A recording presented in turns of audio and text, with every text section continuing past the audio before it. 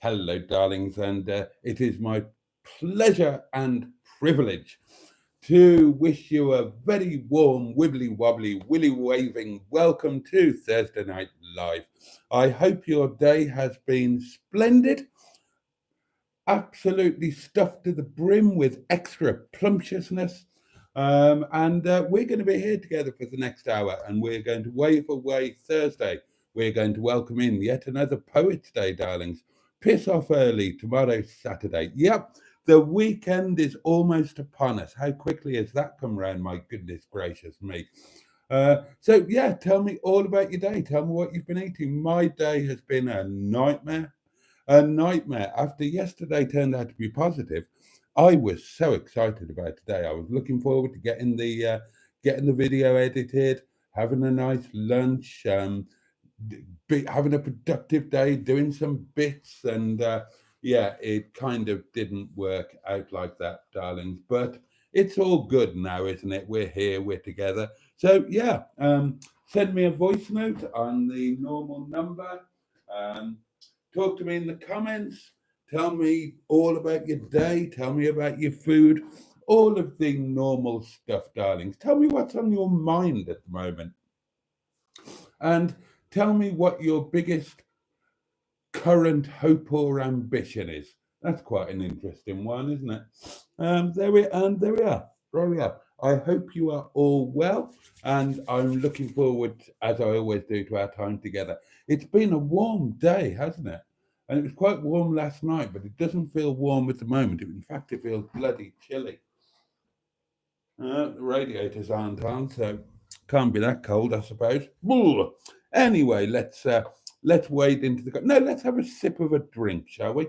Cheers, darlings. Your very good health. Bottoms up, up yours.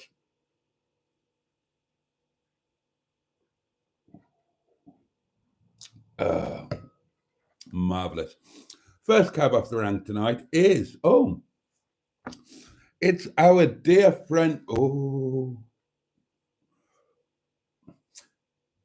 Work through it. Be professional. Work through it. There you go. Breathe. Oh, God. Oh, that's lovely. First cover for rank tonight is our dear friend Peter P. Good evening to the goodly dollop himself and all the bugs. I love your intros, by the way. I love your good evenings. I love your inventiveness.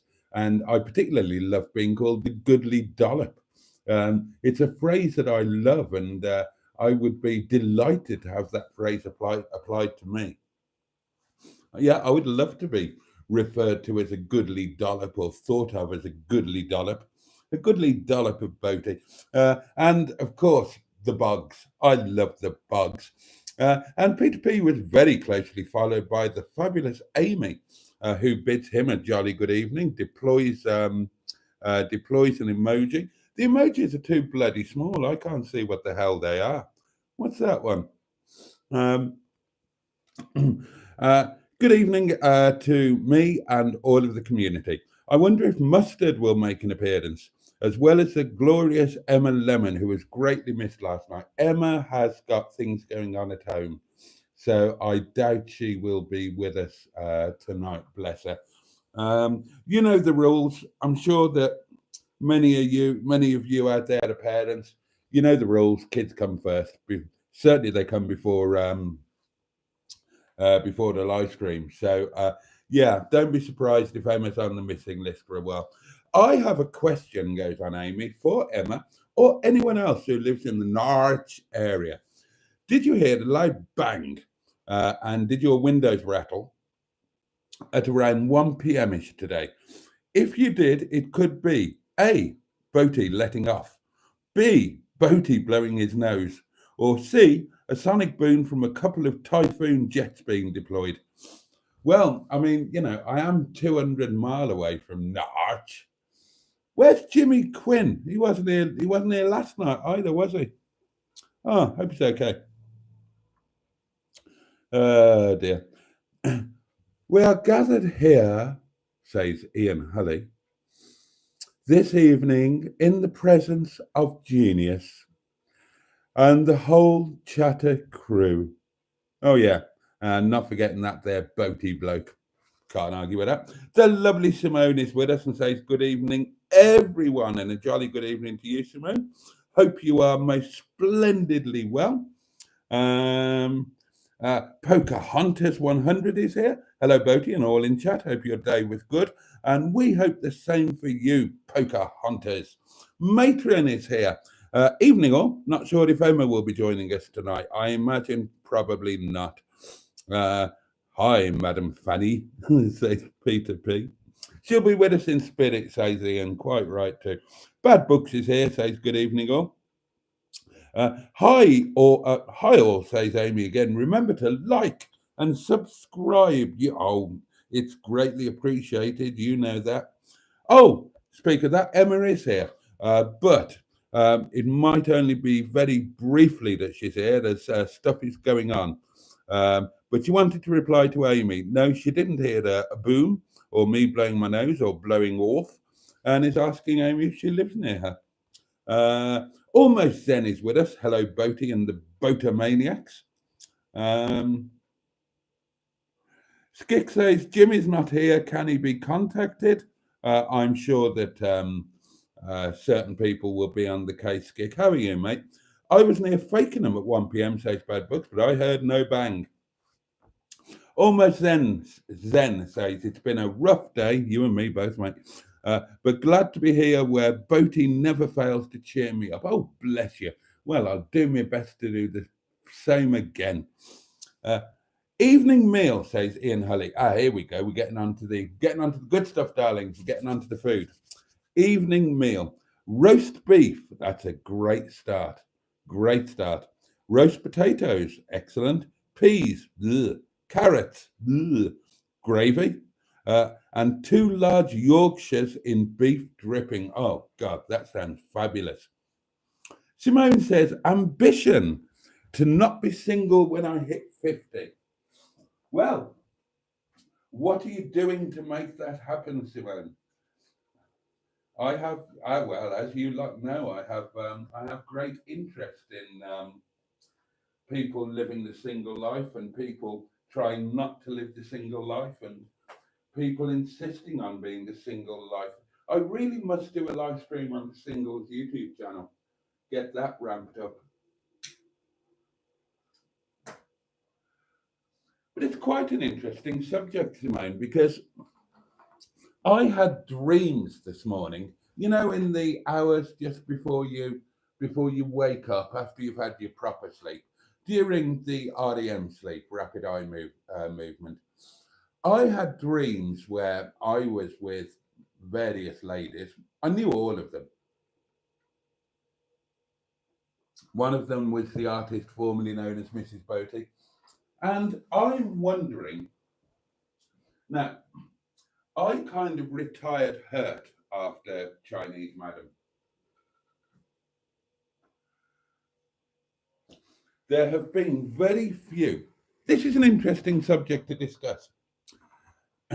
How many of you have been single and I mean, you've all been single, obviously, but as an adult, how long have any of you guys been single and how did you feel about it and how did you deal with it and all of that stuff? Now, throughout my life, I've been like a serial monogamist. Um, I've not really, up until the age of, how old was I?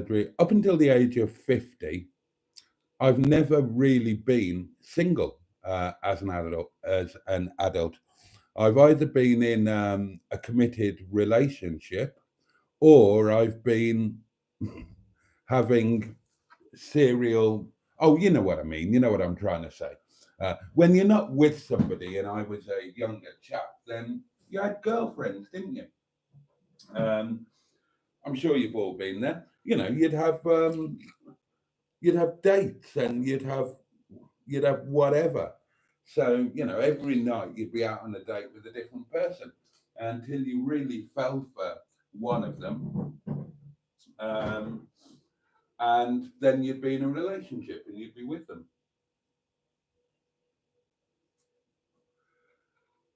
And that's the way it's been for me all of my adult life. I've never really been single until after Chinese Madam, and I uh, I didn't really have any interest. I don't know. I think I started to question things a bit after Chinese Madam. The relationship with Boo, who was the one prior, was so good, and I was gutted when that ended, even though it was me that ended it. But I was gutted that I had to. I didn't want to. I still miss her to this day. Um, yeah, and I was kind of, and then the Chinese Madam thing, that was a different thing. Um, because that was too intense, took over my life, not my own doing, you know. So a combination of things after, and I don't remember making a conscious decision. And I did actually go on a couple of dates. Um, but I was in no rush to get into another relationship, and I was in no rush for dating. I wanted to have some me time. I wanted to explore me. I don't know. Maybe it's a midlife crisis thing. And as I say, I'm sure that many of you will have had periods during your adult life where you are single or alone. I'd never had that. I really hadn't had that. There was always somebody, you know. And maybe age is a factor as well. And you know, let's be honest about things. Looks become a factor, don't they? I When I was younger, up until the age, well, whenever you know, I never had a problem attracting women. Um, but I bloody well have a problem now, which is probably why I don't try. Um, it's Yeah, I mean, yeah, God, there, so much going against you. So yeah, you get older, and yeah, and so I just decided. No, I didn't decide, did I? I just kind of drifted into living my own life, making and not because if you're a decent person, and I like to think that I am a decent person, then when you're in a relationship, your life is compromised in a wonderful way, but your life is compromised, especially if there are children involved. And in all of my long term relationships, children have been involved. And I take, I've always taken my role as a step parent or whatever, father figure, whatever you want to call it. I've always taken that very seriously. And so your life does become very compromised because, well, as when I was talking about Emma, number one rule is children come first. So whenever I've been in a relationship with women who have children, and that's been most of them, certainly in later years, try finding try finding a woman over the age of 35 who hasn't got a child, or even over the age of 30. And yeah, so rule number one is kids always come first. So I live my life around the kids and around my partner, whichever one it was at the time. And I found it quite freeing to have time for the first time in my life where that wasn't the situation. And one of the things that I found most freeing was not being responsible for somebody else's happiness, or to be more accurate, not being held responsible for somebody else's unhappiness. And that does happen in a relationship. If somebody is unhappy, then the partner will become the focal point of the blame or the reason. When 9 times out of ten, it's nothing to do with them. It's because the person is just unhappy within themselves. And I'm a strong believer that if you can't be happy on your own, you will never be happy in a relationship. Because if you can't be happy on your own and you get into a relationship, then you are projecting onto somebody else the responsibility for your own happiness, and that will mean that the relationship is doomed to failure. Um, to me, a successful relationship can only truly happen between two people who are happy on their own, and just become, even happier when they spend time with each other. That sort of thing. So I found it very freeing not to not to have that, and I found it very freeing to be able to construct my own life, as it were. So things like this, YouTube could not have happened at any other point in my life, I don't think. Oh, it probably could have, actually. It probably could have, but it probably wouldn't have. Um, it wouldn't have happened in the way that it did. It would only have happened if it was a joint thing with my partner at the time. So, like, uh, yeah, I'm trying to think. I'm trying to think. But YouTube wouldn't have crossed my radar probably if I'd have been in a relationship. So I'd never have had that time where I was looking on YouTube and discovered what it was all about. Discovered that you could put your own stuff on there. That it wasn't just for old television programs and stuff like that. And yeah, I found a lot of it very, very freeing and invigorating, and enjoyable, because I don't mind my own company. That said, there were times when that were not so great, fleeting. And I've talked about this before. I mean, what I did do during this period was, my God, I made myself busy. I'm at my best when I'm working pretty much all the time. Uh, I freely admit that I don't cope well with downtime. I don't enjoy relaxing particularly. I find it boring. I don't know how people go on holidays where they laze around on the beach or sun themselves by the swimming pool. I find that incredibly boring, intensely boring. I like to be doing stuff. I like movement. I hate standing still, sitting still. It kind of feels like a little bit of death, and it feels like wasted time. So, and I genuinely don't understand how people do it.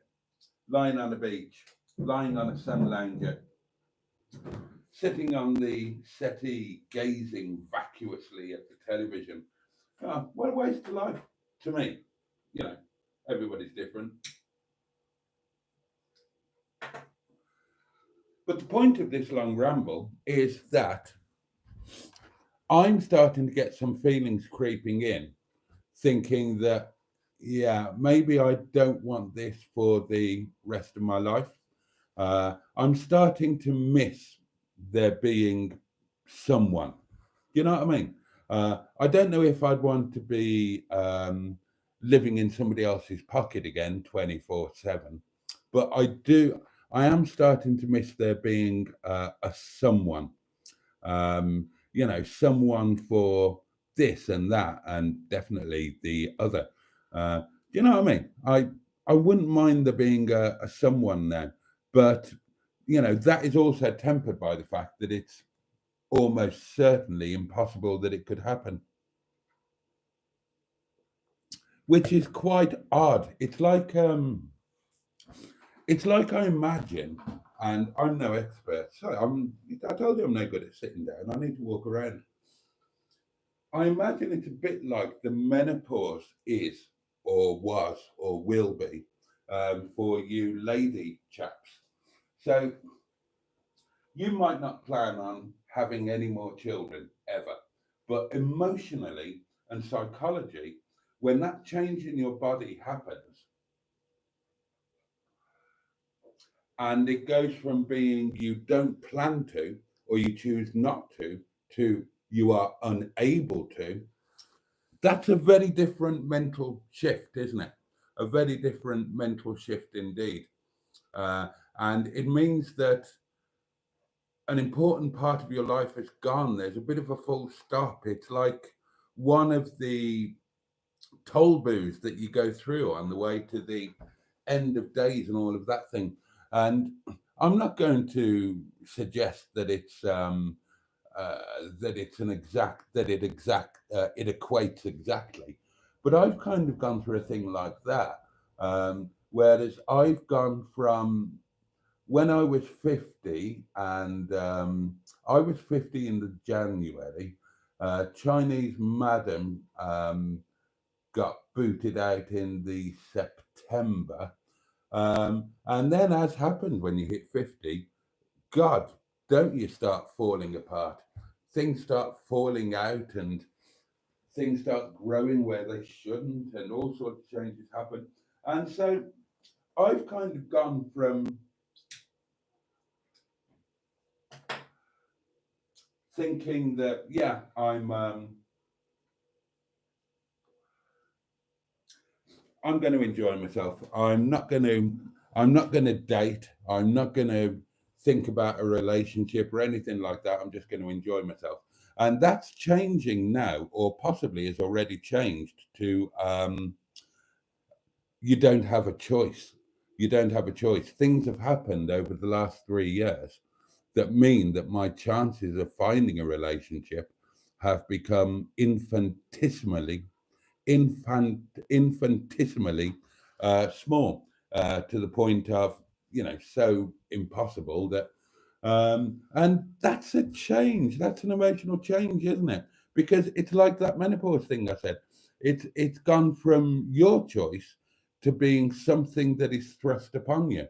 And human nature being what it is, that means that as soon as you are told you can't have something, human nature kicks in. What happens? You want it all the more, don't you? So, yeah. And I think that's what's going on with me. I'm starting to think, yeah, I would like there to be someone in my life, but equally, life is pointing at you and saying, yeah, no, we're going to make sure that can't happen, mate. And then the child in you, and we all have an inner child, the child in you wants to say, well, that's not fair. And the reason that I'm coming to these conclusions is my subconscious, darlings. I'm a big believer in subconscious. And of late, I have increasingly dreamed about being back in prior relationships and that sort of thing. And so I genuinely believe, I'm pretty much convinced that that is my subconscious telling me that, yeah, you quite fancy this now, mate. But then, when you're asleep in your dream world, everything's nice and easy, isn't it? In the real world, not going to happen. So, yeah, that sucks, doesn't it? That was a long old ramble about something and nothing. Has anybody got any thoughts on that? Which of you lot? I mean,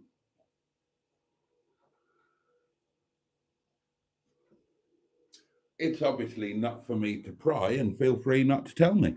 But any of you guys, do you live the single life, or are you all partnered up? Now then, let's get back into your comments before I get carried away. Where did I get to? Where did I get to? Oh, we got to Ian Hulley's evening meal and Simone's ambition to not be single when she hits 50. Actually, when I hit 50, my ambition was to be single, weirdly enough. Yeah, when I was approaching 50, that was when Chinese Madam was doing a thing, and I really wasn't up for that relationship.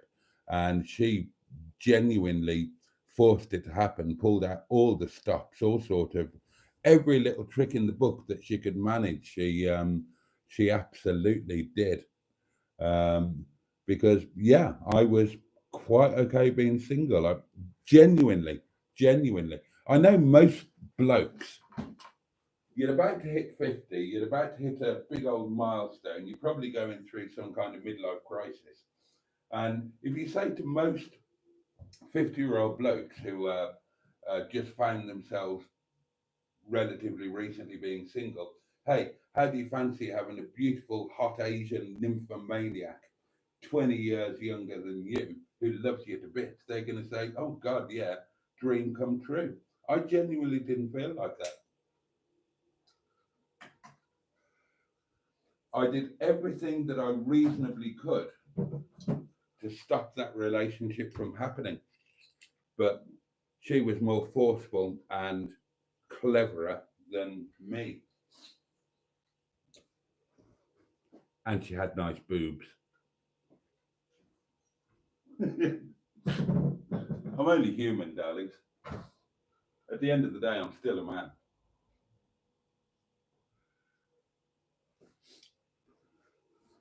A shadow of a man, but a man nonetheless. Where do we get to? Pocahontas 100 says, hello, Emma. Good to see you here. I was worried about you. Hope there are no more prowlers. Ian Hully says, I've already passed that age and I'm still on the shelf. Jimmy F500, the lovely Jimmy F. It's been a lovely day today.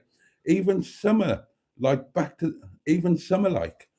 Yeah, kind of has here as well, darlings. It was, it's been a really nice day, to be fair. Back to the moist rain tomorrow, unfortunately. And hello, folks, goes on Jimmy. Skick says, what do you think of this weight loss jab the government's talking about to beat the obesity crisis? Well, Skick, I know a little bit about it.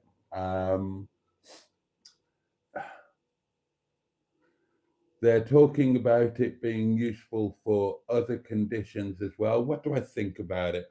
Well, it shouldn't be necessary.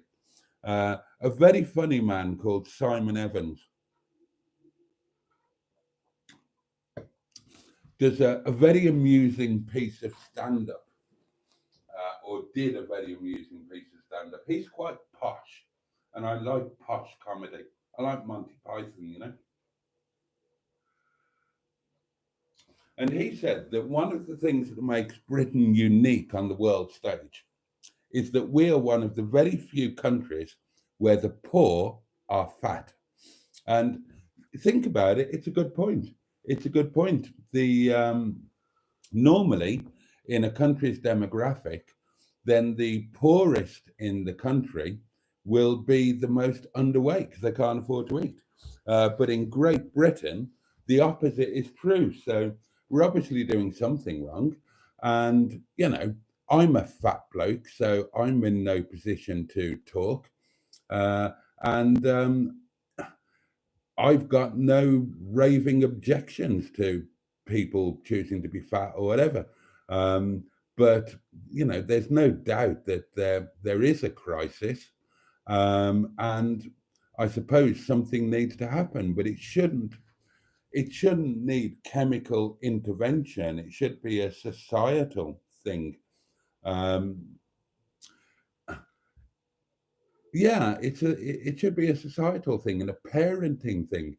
I mean, I've talked about this before, and I don't mean to be offensive to anybody. Before I say another word on the matter, I am fat, right? No bones about it. I'm a fat bloke. But when I was a kid, I wasn't a fat kid, and none of us were. There was one fat kid in every year in school, and they were known as the fat kid. That's the way it was back in my day. It was unusual to see a fat child. Look back at your school pictures, darlings, if you're of my generation or thereabouts. Um, there weren't many fat kids, were there? And now, and and this is probably where the problem is, that if a child is fat, then something is wrong. Something is wrong with society, or with the parenting, or whatever. Things have gone too much in the wrong way. People rely on fast food. People have lost the techniques that their parents or grandparents had of cooking decent, healthy food at home. People have become lazy because of technology. Um, and yeah, so I don't know. I don't pretend to know what the answer is. I don't pretend to know what the answer is at all. And but the crisis is a very real thing. The strain on the NHS is a very real thing, and the effect on people's health and lifestyles and life expectancy, that is all a very real thing as well, and it can't be ignored.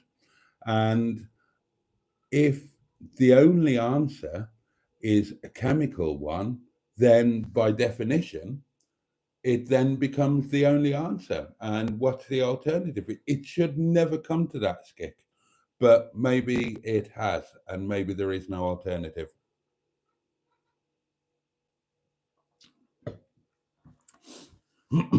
I was listening to a piece on Radio 4 about it when I was driving to work last night or the night before, and my initial thought was when they were talking about this drug and the possible side effects, and a big part of me inside, because I'm a dinosaur, darlings. I'm a total dinosaur.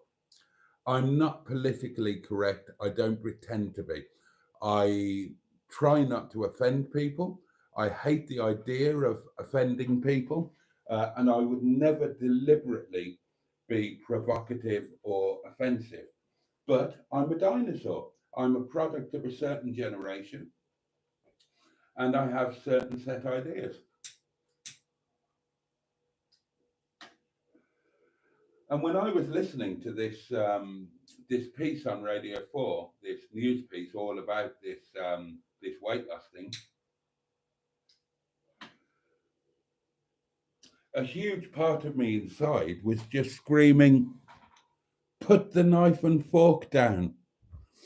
Although, again, that's a generational thing because a lot of people um, eat McDonald's and KFC and whatever with their fingers, which is going back to the societal thing. Sit your family down at the table, give them a decent meal, don't let them eat crap. When I was a kid, if we wanted to eat crap, we had to do it on our own dollar and on our own time. You weren't fed crap at home by your parents. But now I guess you are. There's Uber Eats and Just Eat and all of that sort of thing. And I'm probably a hypocrite because the business that I work with, um, well, we don't sell crap food. Yeah, yeah. No, forget that. We're not part of the problem. We don't sell crap food. Although, chicken tikka masala and naan bread isn't exactly the healthiest option, is it? But people rely on food being brought to them. Um, you know, we deliver a lot to local hotels and stuff. So, and as well as obviously mostly to people's homes. I would go out of my way to avoid that. I've got all sorts of plans for trying to eat decently in a hotel room by using that thing that Neil and Soph bought me, taking a food flask when I went on road trips with mustard. So you don't have to buy convenience crap. But other people, they want the convenient option. And if that means that it ruins their health, they're not bothered about it. And as I say, I don't pretend to know what the answer is. Mrs. B says Bad Books made spaghetti bolognese for tea, and it was very nice too. And as I always say, whenever anybody mentions spag bol, I need spaghetti bolognese to be part of my life again. I can't remember how many years it is since I've had it, and it's one of those things that I would happily eat every day. So remind me, I must make a good spag bol happen. I don't make the best spag bol in the world, but I can make an edible one. And the best thing about spag bol is really good spaghetti. Really good spaghetti. Nice and al fresco, firm to the bite, and slathered in really good Mediterranean olive oil and black pepper. Oh, God, that's wonderful. Oh, I could eat that now. Yes, spag bol. Mental note. Must do that. Must do that. And I don't even care that spaghetti bolognese is not an authentic meal. I love Italy. I have a love affair with Italy. I love the language. I love the music. I love the people. I certainly love the women, and I love the food above all, particularly the peasant food. And I know that spaghetti bolognese is about as Italian as my right testicle, but I don't care. I like it anyway. There we are. uh, Peter P says, bad books. How did your meal score on the Bishop's ball bag scale? Well, somebody watched today's video then, didn't they? Simone spent the afternoon cutting metal apart and sticking metal together. And on her college evening, she burnt her neck from the light coming from the welder she was using, aka welding sunburn. Sunburn. Burn. It's not difficult. The fabulous Pingu Concord is with us, which is very good of him, since he has to get up awfully early these days. Word up, Reverend JPH. How's your pendulous self tiddling today? My pendulous self has had a pants day, and because I had a pants day, I didn't make a video, darlings. But then I thought, I can't not make a video again. So I did a driving to work on a Thursday, uh, and I couldn't think of anything to say. So you've got a really crap video coming tomorrow where I just drive to work and don't say much. And what I say is of absolutely no interest whatsoever. So sorry about that. But I do explain at least I explain why today was a crap day. Andrew Buttigieg is with us and greets everybody by names. Amy, well, I know what you had, Amy, because, yeah, it was in the Facebook group. Korean lamb chops recipe in the Facebook group, 9 out of 10.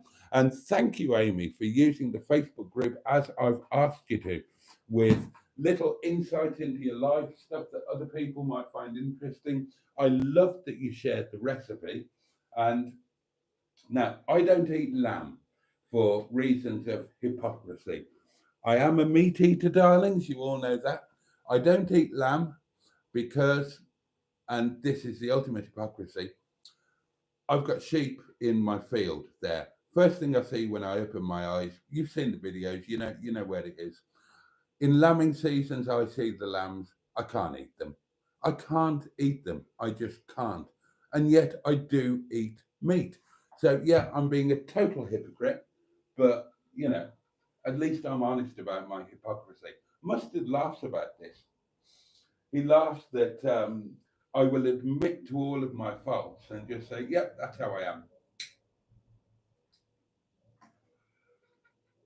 Mr. Boaty, I put it to you that you are a liar. Yeah, I do tell lies when it suits me. Yeah. Mr. Boaty, I put it to you that you are a hypocrite. I am indeed. I am an utter hypocrite. Mr. Boaty, I put it to you that you are selfish, self-centered, and arrogant. I am. I am all of those things. And I'm also very self-aware. So anyway, the point was that this meal that Amy put in the Facebook group that she was planning and shared the recipe for anybody else who might fancy having a go at it, I wouldn't have eaten it because it was lamb chops and I'm not going to eat those. And the vegetables that accompanied with it were vegetables that I don't like. However, the sauce that was in the recipe for these lamb chops and vegetables, the sauce looked fantastic. And I'm going to have a go at that sauce one of these days because it looked superb. As soon as I was reading the ingredients, Amy, and I saw garlic, ginger, I thought, here we go. This is a bit of me. So that Korean sauce, I really fancy it. And I will have a go at making it.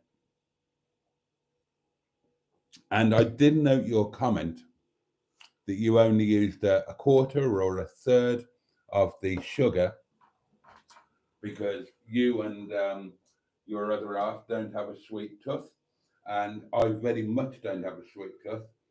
So I will probably use none at all, or just a modicum. But yeah, I really fancied that sauce. I would love the Facebook group to be filled with pictures or videos or just words of what's going on with you guys, so that I feel that it's not a one-way street. It's not just me saying, hello, everybody, look at me and my life. I would like a glimpse into yours as well, and to share it and to learn stuff from you.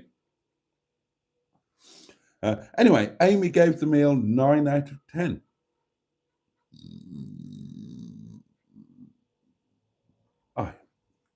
I do apologise, darlings. The old wine burps are kicking in. Then there's a lot of people saying hello to each other. The Equalizer joined us and had a little giggle at something. And the Equalizer has been single for 10 years. There we are. Gosh, 10 years. That is a chunk of time, isn't it? How long have I been single now? Well, it would have been 3 years in September that Chinese madam's arse went in that direction, propelled by my foot, admittedly, not literally, metaphorically, of course. I haven't been entirely single during those 3 years. Well, it depends how you define single. I mean, I've lived a single life. I've lived alone. I've not had a girlfriend. I've not had a committed relationship. So I guess that makes me single. That doesn't mean that, that I've been. That doesn't mean that I've been celibate, darlings. But so there we are. Well, 3 years. God, that's a chunk of time as well. I had a dream last week, say Simone, that I was snogging someone. That's not happened for real in 9 years. Single since 2018, thank goodness, says Skick, except he doesn't say goodness. Simone's been single since 2007. God, that really is a chunk of time, isn't it? Oh, Andrew. Oh, still problems with your brother, mate. Oh, I'm sorry. I'm sorry. Though the longer term, I won't say anything about it, of course, because it's private business. But those of us that have been knocking around these things for a while, we know the situation with the lovely Andrew and his brother. Ah, the old war wound caused by Chinese madam. Oh, bless her.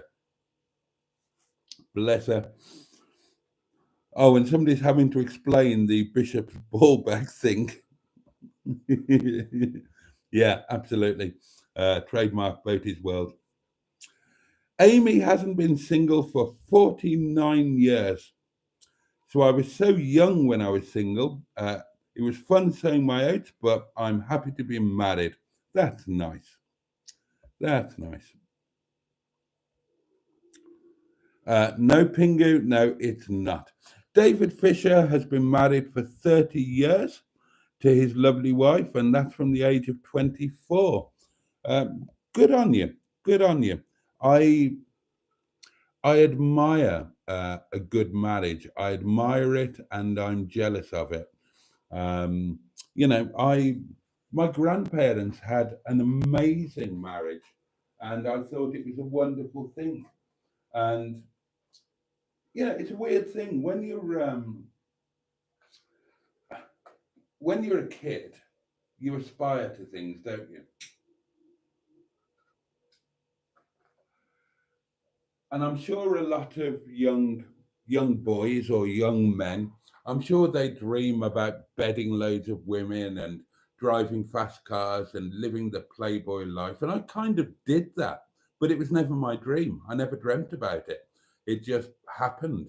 I used to dream about having a relationship like my grandparents had, or having a relationship like Terry and June when I used to watch the television. And I'm not even joking. That's what I dreamed of. That's what I aspired to. I never once dreamed or aspired to any kind of a playboy lifestyle. And yet I ended up with one. How weird is that? But there you go. There you go. The universe works in strange ways.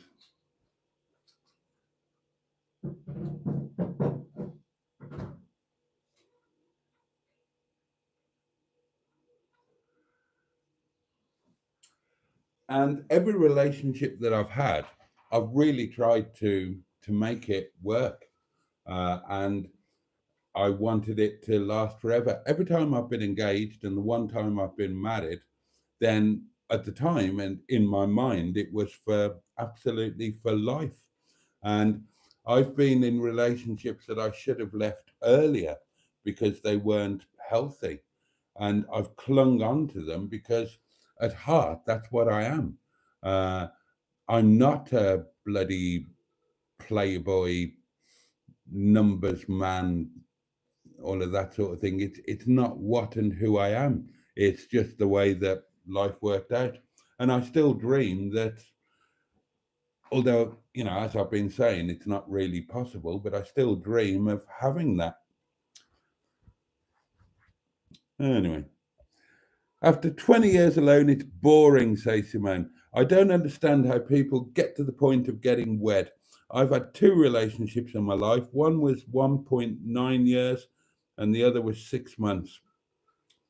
Gosh, well, I mean, that's a whole live stream on its own, isn't it?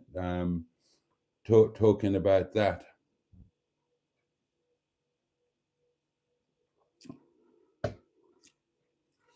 To be liked by others, says Ian, you have to be content with who you are.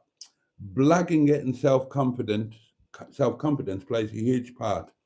You can't take yourself too seriously, and having a good sense of humour is vital. I remember that. Ahem, says Pingu.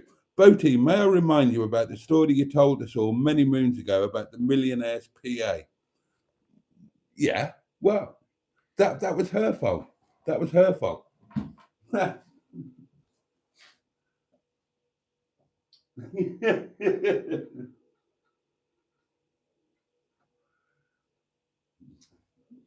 going to do the typical male thing now and say that was her fault. That was when I was living with Robin in Chicago, and oh God Almighty, am I going to tell this story again? I was a frequenter of a cabaret club in Chicago that I loved dearly, and it had like a piano bar every night, and then the cabaret club opened on a Saturday night. That was where I sang "Up Where We Belong" with Jennifer Warnes. But I used to just like going to the piano bar and hanging out. It was cool. And one night, where it all started to fall apart, Robin wanted to spend the night snuggling under a duvet and watching a movie. I can't do the American accent. And I said, yeah, well, I'd like to go to cabaret. I'd like to get the piano bar. Come with me. Now, and I'm like, and so we reached a compromise where I would go to the cabaret, to the piano bar, cabaret club, whatever, come back earlier than usual because she didn't want to come with me, and we'd have a whatever she called it, a snuggle night or something. The kind of thing. Oh God Almighty, sitting under a duvet on the couch, staring at a bloody movie on the television. I was, I was in Chicago. I was living in America, and I wanted to be out there and doing stuff, and I was meeting amazing people, having the time of my life. And my bad. I was a little bit late getting back from the cabaret club, quite a lot late, actually. It was, yeah, it was. I wasn't doing anything wrong. I wasn't out bloody tarting or anything like that. I was just having an amazing time at the piano bar with my chums, and oh God Almighty! So Robin was in bed by the time I got home, and In the morning, I got a right old roasting, first thing in the morning. Robin owned two law firms in Chicago, and she was up and out early doors. I'd crawled in at whatever time it was, and I was not in the mood for a bloody roasting at that time in the morning before even coffee. And but she gave me a right old roasting, flounced off. And then when she got back from work that night, told me that she was going off for a jolly in Las Vegas with her partners, business partners. And I said, fine. And Robin had a PA that basically wanted to be her. Um, she like worshipped her, and she didn't have the money to do everything that Robin did, obviously, because Robin was very wealthy. So Robin was a creation of her own making. Not much was real. Anything that could have a job had been jobbed. So she was a stunning woman, but a lot of it was thanks to various surgeons of one type or another. And so she buggered off to Vegas for the weekend. And yeah, well, unfortunately, I went on a night out, tripped, and fell into her PA, who told her.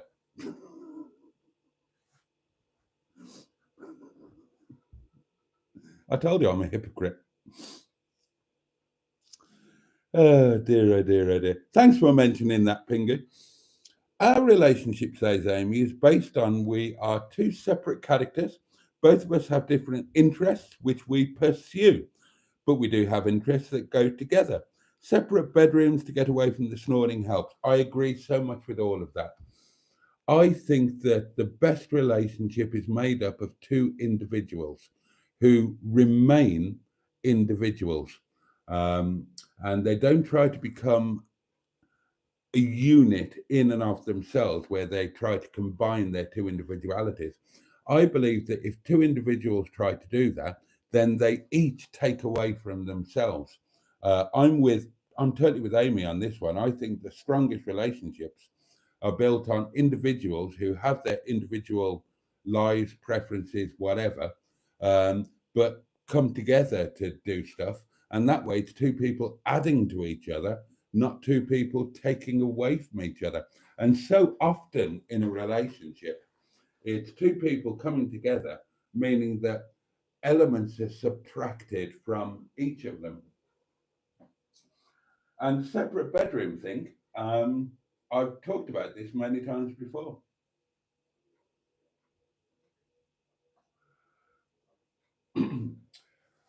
Historically, only the very poorest people would share a bedroom, husband and wife.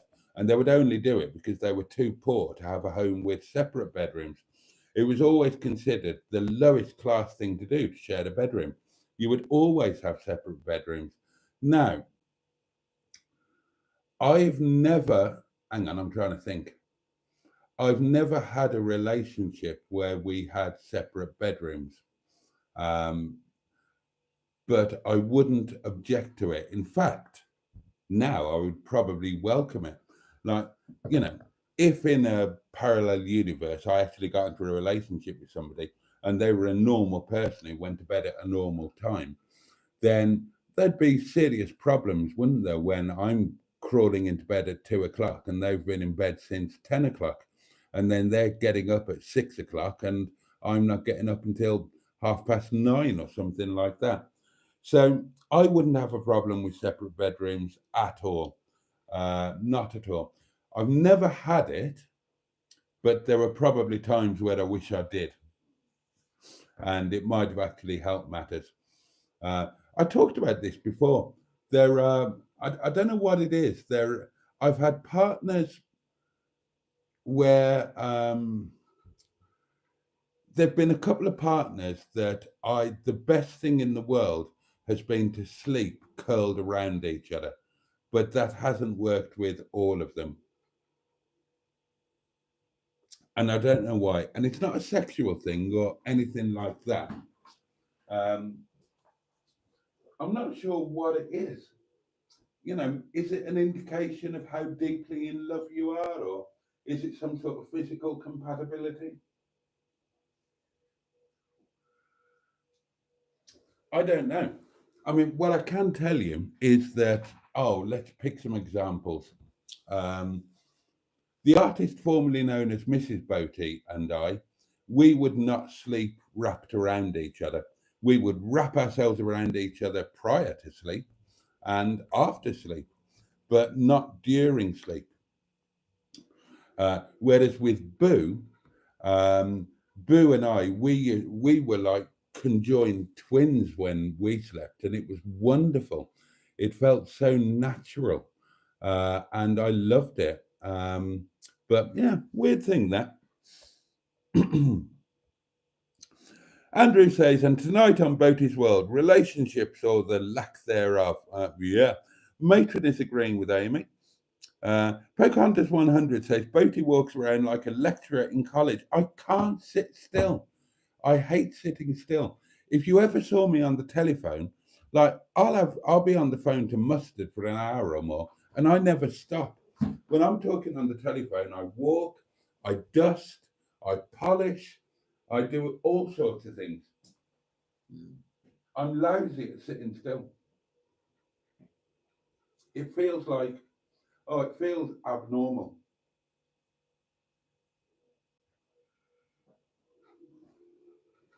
I like to move. I like movement. I know I'm up and down like a horse draws, but there we are. The UK singles channel needs to be cranked up, says Amy. I totally agree. I totally agree, and I must get onto that. Praise the Lord for interweb porn. Boaty, you do have someone very special in your life, says Pingu, and she's a very entertaining co-host too. Well, I totally agree with that. And then you've got Mustard for the kinky times too. Yeah, yeah. That's been a fairly recent thing, the thing with Emma, and I will admit it ticks a lot of the boxes. Uh, a voice note, darlings. I thought Mr. Parry had been quiet. Here we go. Oh, it's got a download. There we are. How are you? What the hell happened there? How are you tonight, sir? Sorry I'm running late, but I've had a problem with my computer. I've been trying to get it back online. Oh. And also, what do you think of the captain's new car, sir? Oh, the captain's new car. I'm quite jealous. That's quite a nice thing, isn't it? I love the red leather interior. I love the fact it's modern and it's got voice activation and all of that sort of thing.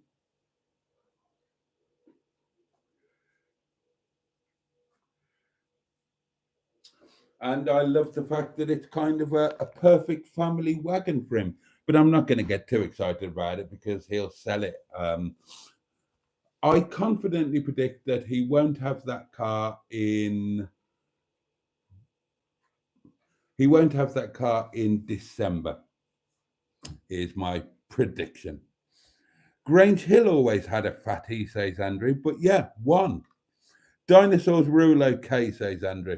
Oh, and another one from Mr. Parry. They're flying in now. Had bacon chops for my dinner this evening, sir. Oh. Followed by chips and peas. And it's rather nice too, sir. I'm glad you enjoyed it, my dear chap. Sounds like I've turned up just at the right time, says Captain Mustard of the Project Nigel channel. Oh, and I get new specs soon, says Simone. Very focal, so I'm getting old. Oh, I'd love some of those. Oh, I could bloody well do with them.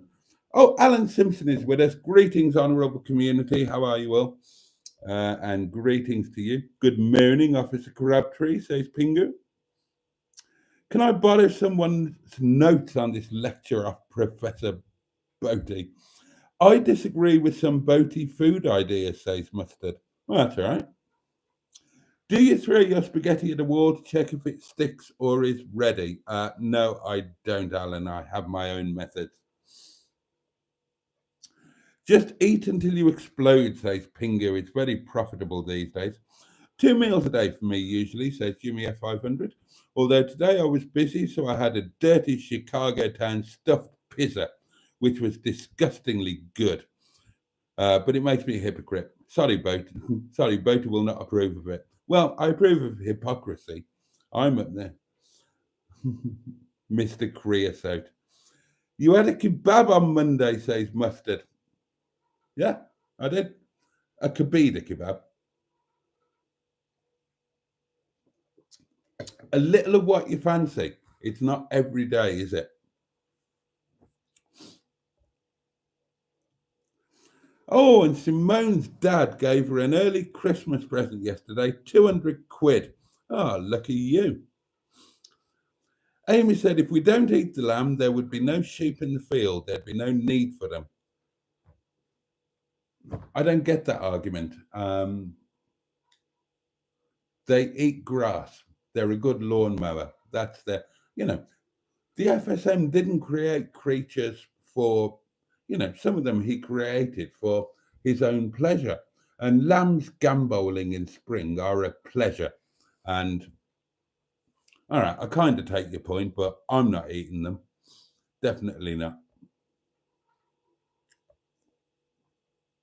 I could eat a kebab right now, says Simone. Pocahontas 100 has never had a kebab.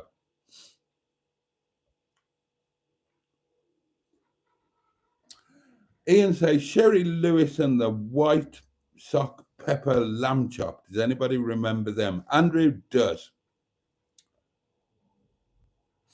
Andrew says Boaty's last couple of years have been a tad up and down relationships, and sometimes he's ended up on the floor. Yeah, well, many a true word said in jest. How is it, says Peter P, that no matter what the topics are here, you end up hungry? And Matron has a giggle at that and says, I was just wondering if I should go and get a snack.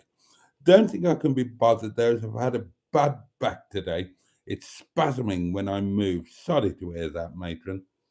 Kids TV back in the 70s was awesome, says Ian, and it kind of was. Back pain is a pain in the arse, says Andrew. Oh, dear.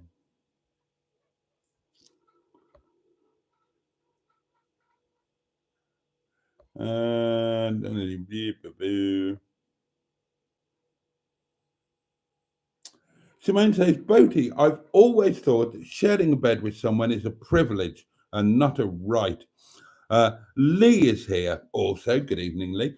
Evening all. Separate bed, open brackets, heaven, close bracket. Pulling off and on blankets, someone hot and the other one cold, snoring, fan on, and so on. Yeah. And, often it's like that. But like I said, I've had a couple where it was just so natural to, oh God, sleeping with Boo was amazing. I would recommend it. And I'm not talking about pottering. If you have the option to curl up with Boo for a good night's sleep, I totally recommend it. It's wonderful.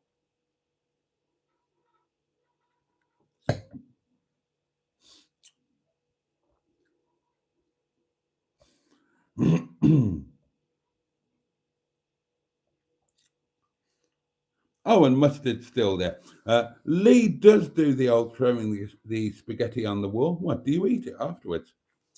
Ian says, I think Boaty did the devil's dance at his local discotheque after that, or he had Adam ants in his pants. And there we are. There we are. We have kind of reached the end of the doings, darlings. I've caught up with all of your comments.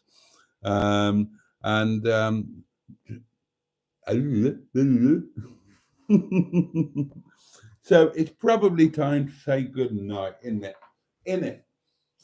Supper tonight is going to be, well, I'll show you. Oh, I haven't pounded the box. Need to do that. That is going to be supper. That is staff curry, to which I will add. What chicken have I got today? Can't remember what my chicken is. Let's have a look. Oh, I've got lazuli chicken today. So yeah, I will add I will add fresh tomato and some lazuli chicken to that staff curry sauce. I've got rice and I've got half a roti. So that'll be supper. Lunch tomorrow. Oh, lunch tomorrow. I think, I might be wrong, I think this is the first time this year. Big, big treat. These are amazing.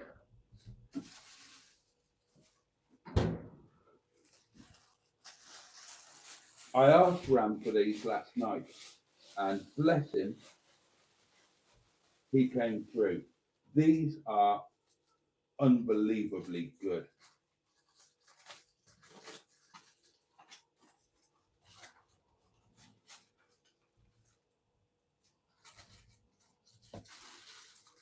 Two of them, that's half.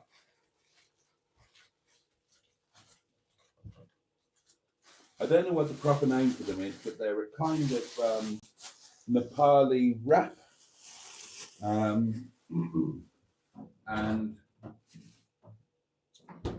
you've got sliced tandoori chicken in there, pepper, onion, momo chutney, various herbs and spices, all done in the pan, and then a very special kind of naan bread, a thinner special naan bread, and then you fill it with the thing, and then you roll it up into a wrap, and it is the best thing ever.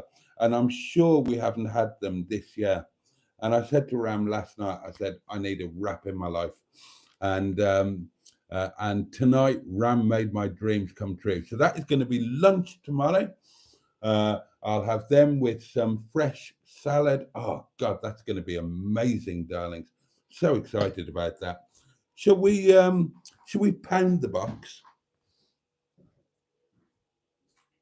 I've only got £1 coin, darlings. £1 coin. Well, actually, I've got about 50 million in Sean's box, haven't I? Maybe.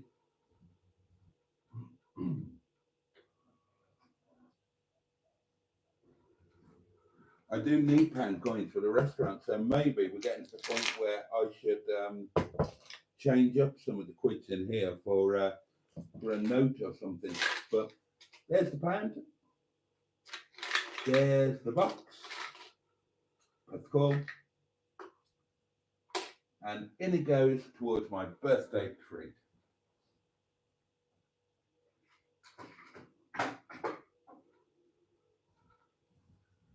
Honestly, those wraps are the best thing ever.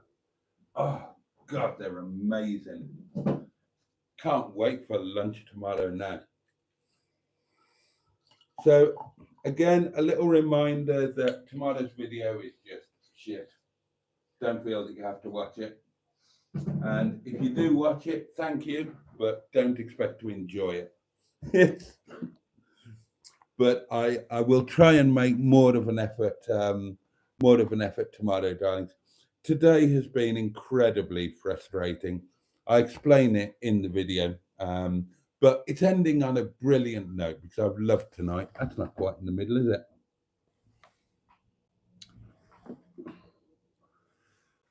There we go. That's better.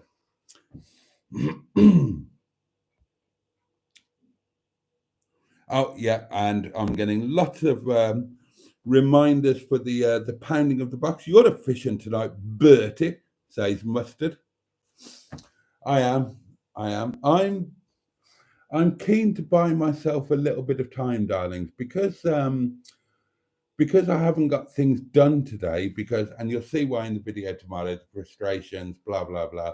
I'm keen to buy myself an extra 25 minutes tonight, where I can just catch up on some quick household tasks before I settle into the getting unfeasibly drunk and eating supper kind of thing. And then there are lots of good nights. Lots of good nights. There we are. So that's going to be it for today, darlings. I'm so grateful to you for joining me. Thank you so much. And I know it's a big ask because tomorrow night, Friday, later night at the restaurant, that means a later live stream. I'm sorry. Tomorrow night is going to be an 11:30 start, as always on a Friday and Saturday night. But if you can, I would love you to join me. If you can't, I completely understand, and I will just do it on my own. It's not a problem. But tonight's been lovely. Thank you. Thank you very much indeed. And I would just like to send some love out to all of you who need it for whatever reason, really. And I do that on behalf of the community as well. Um, yeah, yeah, just sending some love out there, some gratitude to you all, and some love and hugs and snuggles and anything else to anybody else that needs a bit of that into your life. Um, yeah, that's it, really. I'm very grateful to you all.